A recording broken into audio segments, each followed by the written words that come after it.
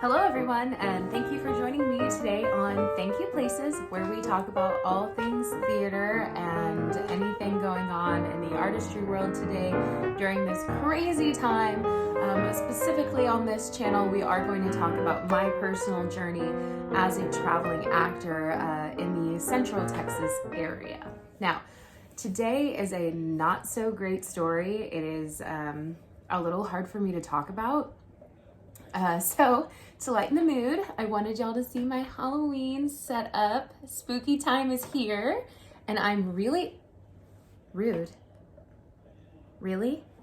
Please hold for technical difficulties.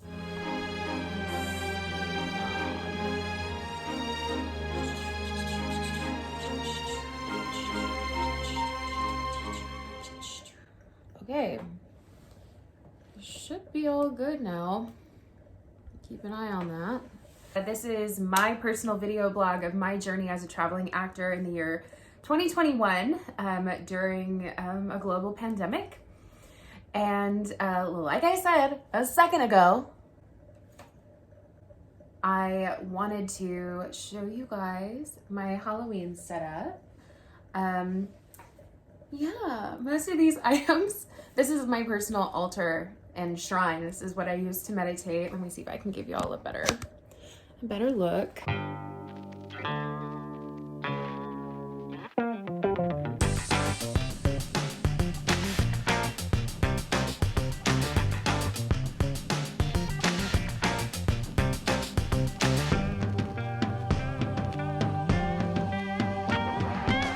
There's that. Oh, I forgot.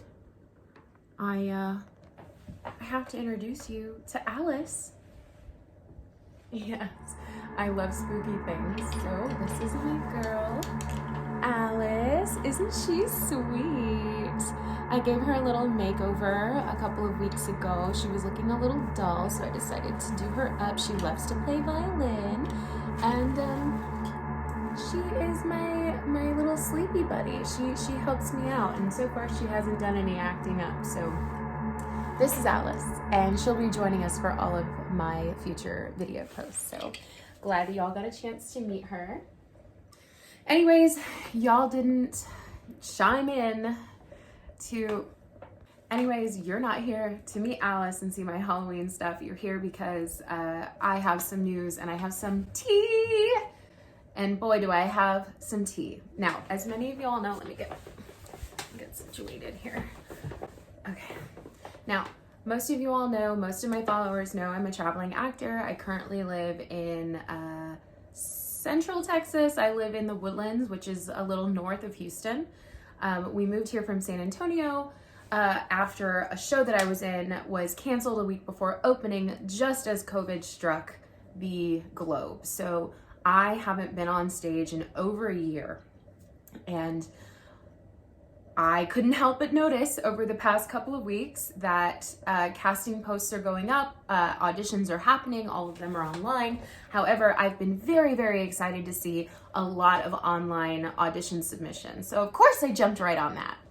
Now, in the time between the show that I was in closing and now, I obviously had to get a job. I'd been door dashing and favoring before, but I really wanted something different. DoorDash and favor is great, however, it does run down your car and it's a little isolating. You don't really talk to other people, you're in the car all by yourself, and that can sometimes make you a little crazy. Yeah. Anyways, so I got a job at a store in the mall, and I actually got a position as an assistant manager, and I had been working there for almost a year until a week ago. So let's get into the story. Hold on. Let me get a swig.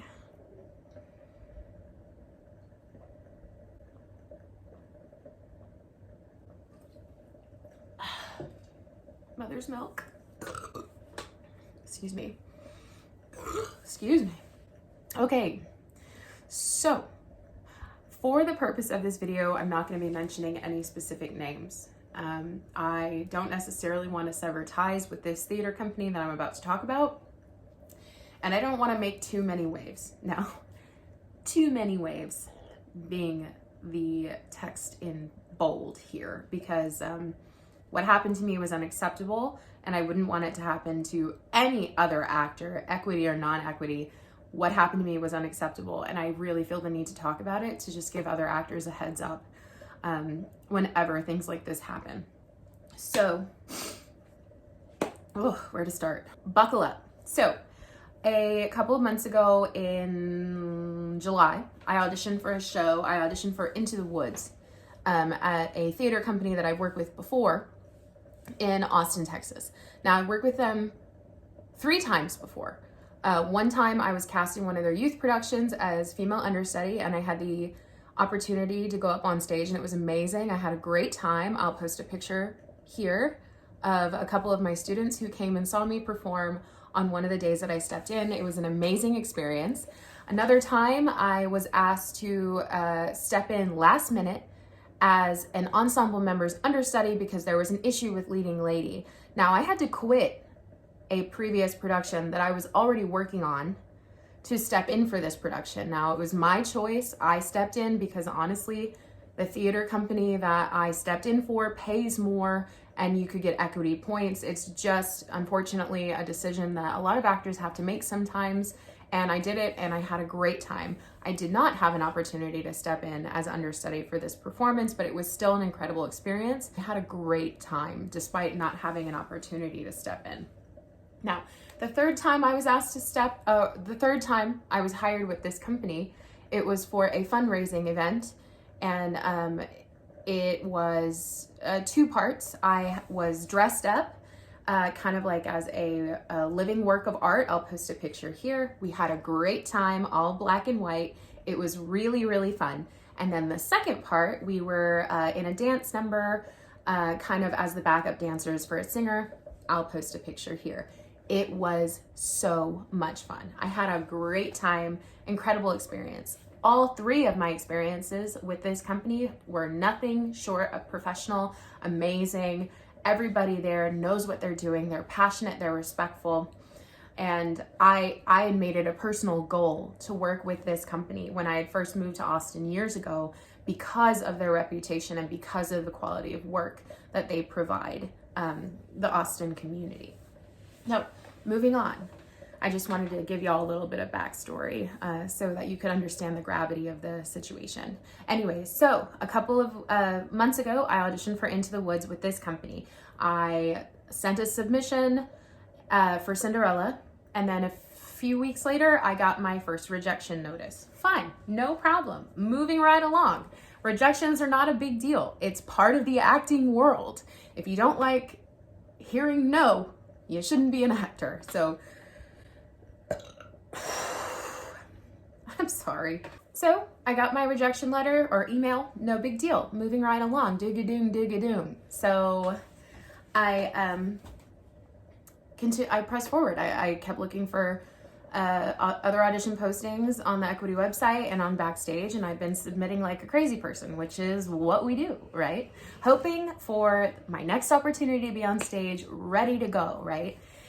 And then over a month later, it was like a month and a half later, I got an email from the company saying, hey, we're making some last minute casting decisions and your name came up once again. And we were wondering if you were available to understudy as Cinderella. Me? Why, of course I am. Of course, I said, yes, I'm available. They were very apologetic in their email saying that this was a very last minute situation that they were dealing with, and they sent me the rehearsal schedule, and rehearsals started in less than a week. So it was definitely going to be hard and quick for me to move from here in Houston to Austin. Anyways, I said, yes, I'm available. 2 days later, they said, great, we'd love to have you. They said, great, we'd love to have you on our team. I will send you a contract tomorrow. This is less than 3 days before the first rehearsal. So I had to make travel arrangements. So, I hurt myself playing baseball yesterday, and I just like punched my hand and it really hurt. Can you see the bruising? I have a bruised nerve right there and right there. I don't play sports, people. I really don't, but I did it. And I will post proof. Right here. Yeah, look at that. Anyways, so I had to make travel arrangements. I found a friend to stay with for the first week or so of rehearsals, and to just kind of get me by until we could figure out if we were going to move the RV or if we were going to stay with a friend and pay someone to take care of the animals. It was a lot. Now, the other problem was my job at the time. So they hired me a day and a half before the first rehearsal. So I had to call my job and say, hey, sorry, I can't put in my 2 weeks, but I have to quit.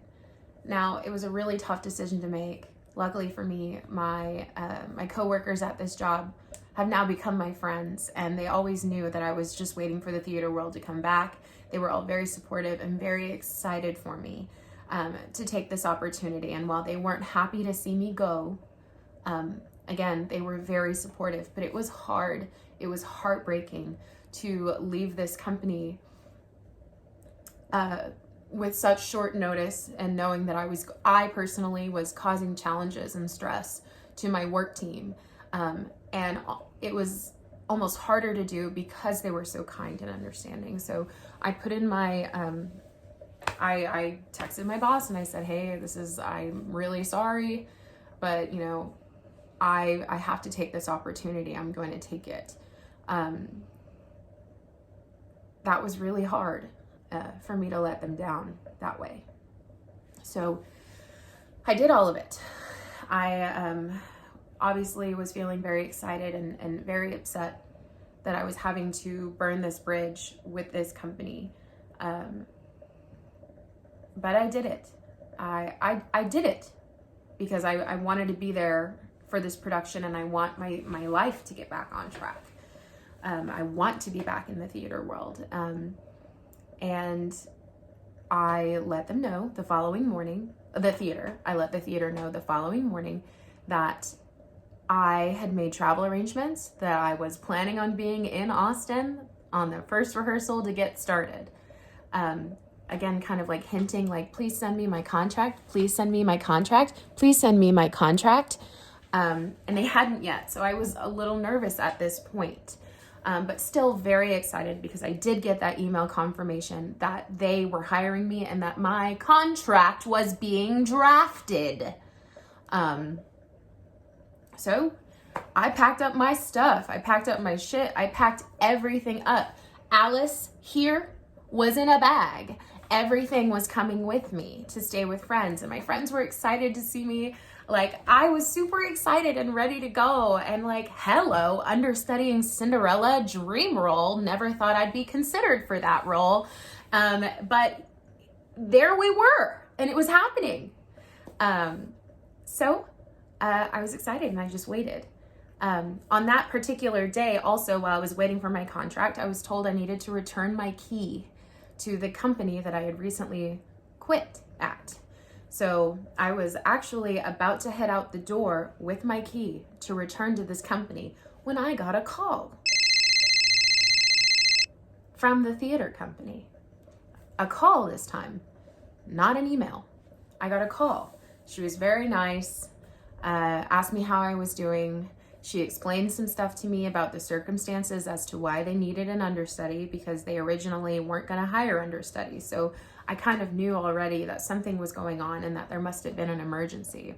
She explained to me the reason why, and I'm not going to go into details there because it's none of your business. All you need to know is that an actor needed an understudy, and it was anticipated that the original person cast as Cinderella was going to miss a couple of shows, and they needed an understudy to step in just in case that happened.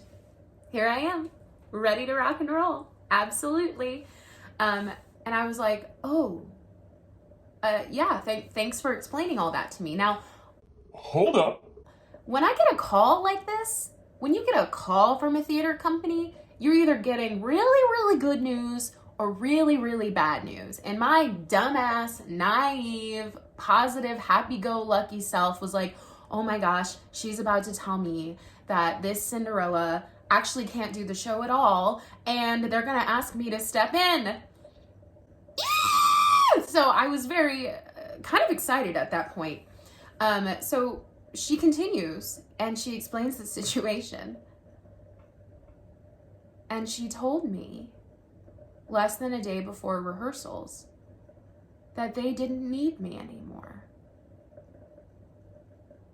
That they didn't need an understudy. That everything had figured itself out. And that I wasn't needed anymore.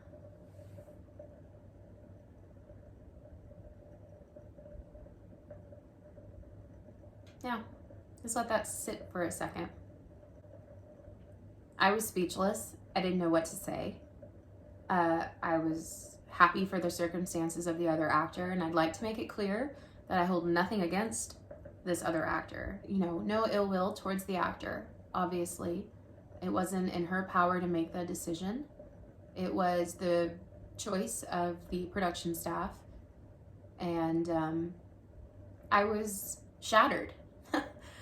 And before the conversation ended, the person I was talking to was gracious enough to mention that she had read that I had made travel arrangements, and to let her know if I wanted to come see the show for free, and that she would give me free tickets to a show that I was no longer a part of. And it was awful. It was terrible. I had made arrangements. I had anticipated a new project. I was ready to get my life going again. And I was ready for my second official equity contract. And I had quit a job with people that I love, people I respect, and I quit with no notice. And I had to go return my key now. So after receiving that phone call, I put on some makeup, because I always put on makeup when I'm feeling sad. It makes me feel better. So I put on some makeup and I went to the store, and everybody there was so happy and excited for me, for this opportunity. And none of them knew what I knew. And I didn't know what to do. So I just played along. Everybody was like, let me know when you get your chance to perform. We'll come see you. We'll make it happen. They didn't know what I was going through. They didn't know that I was returning a key for a theater that hired me and then threw me away. And it was awful. It was really awful. Since this conversation happened over the phone, I spent a lot of time crying and being upset and being angry and feeling guilty and feeling stupid. But mostly just being heartbroken that I had the promise of a contract and a performance and a rehearsal process over a year and a half of being off from COVID. I was heartbroken because it was handed to me and then it was taken away from me. Now, I'd spoken to a lot of people, including equity deputies and people high up in the Texas theater world. And luckily for me, everybody has been very supportive and very sorry that I experienced what I did. So after a couple of days, I decided to write an email expressing how upset I was, a professional email, a dated email, with a list of each time an email was sent, a list of the promise that my contract was coming, and so far nobody has responded. It's been almost a week since I sent that email and nobody has said anything. As of right now, I'm still waiting for a response because I do know that they still have one more week of rehearsals before show starts. I want to know what they have to say. As an actor who's worked with them and who's been devoted and who's stepped in and has helped them out and has always been eager, I want to know what they think. I just want to give you a heads up. If you're an actor, it's not all spirit fingers and curtain calls, folks. Sometimes it fucking sucks. Sometimes it's horrible. I want to know what you would have done. I want to know what you think that I should do. I don't, like I said at the start of my video, I don't want to sever my relationship with this company, but what do I do next? I stated in my email, my last email to them, that I was going to be cautious in the future. And I want to know if you think Equity should implement a more solid contract or gig acceptance so that actors like me who have to travel have security. If I had signed that contract before that phone call, this would be a very different story. Now, I do have the, yes, we love to have you, your contract is being drafted, but that's not enough. So, what would you do? And have you ever experienced anything like this before? Do you have any advice for me? Do you have any stories like this? Please write them down in the comments. I want to know. Today is a day where I just didn't feel like getting out of bed. So I made myself put on makeup and I'm really feeling it today. All ColourPop, if you wanted to know. And I have the time now to make this video. And I'm sorry to end on such a downer, but this is what happened. What would you do? Thanks again for joining me on Thank You Places. My name is Emily Viadgal. I'm a traveling actor in the Houston and Texas area. So again, thank you for joining me. Thank you for listening. Again, if you have any advice, comments, previous experiences, let me know down in the comments. This kind of stuff should never happen to an actor, ever, ever, ever, ever. It was absolutely unacceptable the way that they handled it, and I will keep you all posted as to what happens next in the future as far as the situation is concerned. Now, for me, I'm back on DoorDash, I'm making money, I'm helping out my brother-in-law with moving some stuff, and he's paying me for that. So that's really, really nice. I'm very privileged and thankful that I still have a home and a comfortable bed and all of my Halloween stuff to keep me feeling okay during this challenging time. So I love all of you. Thank you for watching. Thank you for listening. Don't forget to slice that like button, in the words of one of my favorite YouTubers, Corey Kinchin. Slice that like button. Let me know if there's anything else you'd like to see. And I will see you next time.